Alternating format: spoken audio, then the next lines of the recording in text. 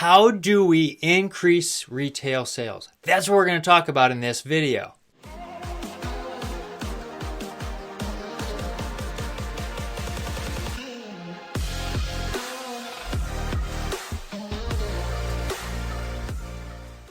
I love talking about sales. I've been in it for most of my career, and the reason being is I love the sales process, which is why I wrote the book called The Sales Process Uncovered. I know, very unique, very clever title.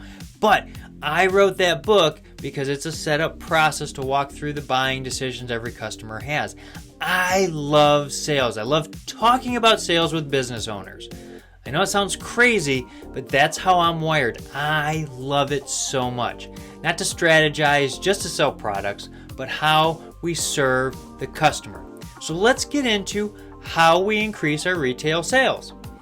Well, retail sales and any kind of sales is all about influence. The more influence you have, the more you sell, basically. That is all it really is. The more influence you have over customers. So you have to have more influence depending on the value of the sale, right? To do $1 billion sale, you need to have more influence. To sell a pair of shoes, well, for the most part, shoes are not as expensive, so you don't need as much. So to look at that, we need to look at the value of what we're selling. And in retail sales, this is where you're working one-on-one with the customer. So we need to make them the hero of their story. How do we make them successful? Not how do we sell more, but how do we actually help them be successful? And that's where I walk people through the house analogy to set the stage on how we ask the right kind of questions. And in the sales process, how you structure questions to draw out the customer's needs to be able to help them. But for this video, understand this. People have a situation, an issue, and ramifications if those aren't resolved. That's what we need to do. Somebody needs a dress for prom or some nice event, or they need this kind of socks or an ugly sweater. They need something so they can move forward. That's what we need to do, is help them understand. Kind of like a consultant, where we're going, what is it I can help you with? Most people, when they walk into a store and you hear the store person say, how can I help you? They go, just looking.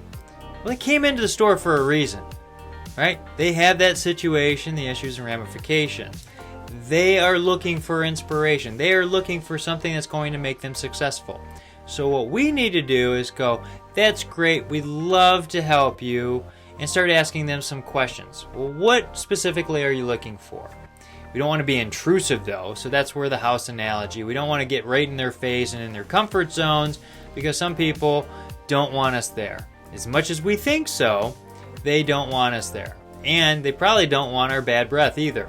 So we need to really start making it as easy and comfortable as possible for people to walk into our stores. And that way, when they come in, they're more relaxed. When people are relaxed, they buy more. When we help them, they buy more. But we can't get to that step if they're not relaxed. If they have their radar going off that they're in danger, and they're kind of like all tensed up, they ain't gonna buy anything. And in a few minutes, they're gonna be right back out the door.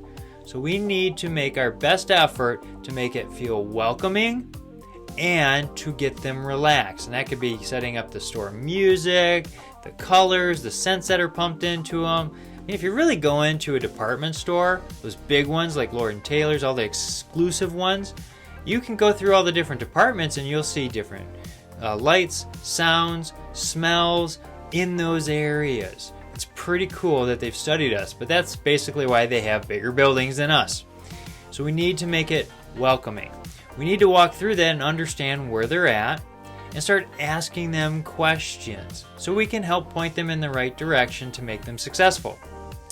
Now, if we do all this and we help them be successful, we're going to sell some stuff. But more importantly, after the sale, we need to make them successful in their story after the sale. That's where most salespeople end up leaving them. You sell them this one thing, they're gone, and that's it for the relationship. But if we can actually serve the customer after the sale, show them how to use that product to be a better benefit, or there's some other how-tos, or how can you get the best bang for your buck in the future, that's going to go a long ways, because here's what's going to happen. They're going to say, I had a great experience dealing with this person. You need to go see them if you're going to buy this product or service. And the best kind of marketing is word of mouth. Still to this day, you can buy all these Facebook ads, Google ads, all these ads, but the best kind of marketing is actually someone telling their friends. And here's the deal. People have influence over 100 to 150 other people in their network. That's right. So now, if we serve them well, think about what could happen.